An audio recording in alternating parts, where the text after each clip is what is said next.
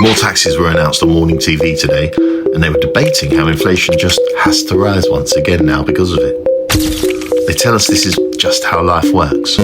Wake up, work 40 hours a week, maybe more, and some soulless, repetitive, boring job that provides what feels like an empty existence, all to earn just enough money to survive.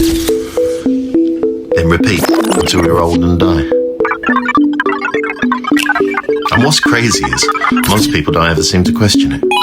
Our parents, grandparents, they didn't ask why the system was built this way. They asked how to survive inside of it. How best to play the system. Play like a game of their design, not yours, not theirs, and not asking how do we play a different game altogether. Somewhere along the way, survival became obedience. And I get it. They grew up when stability was the goal. When society's social norms were unknowingly and relentlessly entrained upon us through a multitude of extremely effective means and methods such as television, religion, media, and a political and education system, to name but a few, which all told us to get a job, get married, have 2.4 children, and commit them to the system too. A time when questioning the system meant risk. A time where working the system brought relative rewards for you. A time where you could easily get on the property ladder with just one average salaried job. A time where perhaps a common postman, for example, could buy a 3-bedroom house and keep a wife and kids too, on just his one income. It was a time where inflation hadn't risen at such exorbitant levels as we see today, when even 2 good annual salaries wouldn't do the same. A time where wages comparatively to inflation haven't really risen at all in 20 plus years. A time where now the average postman would struggle to rent a 1-bedroom flat in London and probably have to household flat share in a small room with shared kitchen and bathroom facilities instead, if they're lucky enough. Never mind buy a 3-bedroom house anywhere they like and raise a family too. And you know what? It's set to get even worse still. A lot worse. You will own nothing and be happy. Remember that?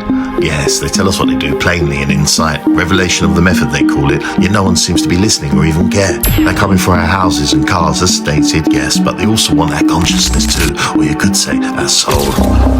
They want complete 24/7 surveillance of your mind and body, and not just through facial recognition and all manner of CCTV systems installed in towns and cities up and down the countries around the world either.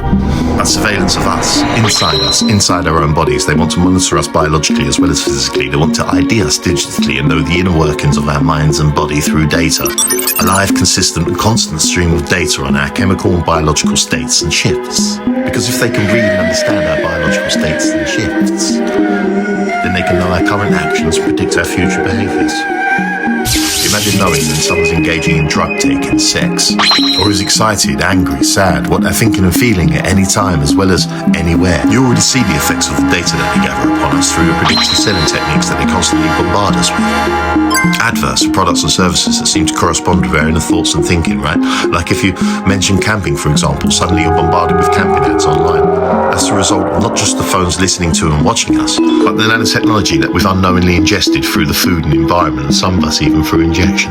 Nanotechnology constantly reading us internally and transmitting the data to external devices such as smartwatches, 5G towers and satellite systems to gather, filter and process accordingly. Right now, probably selling to the highest bidder so that the buyer business can profit from knowing their customers more intimately.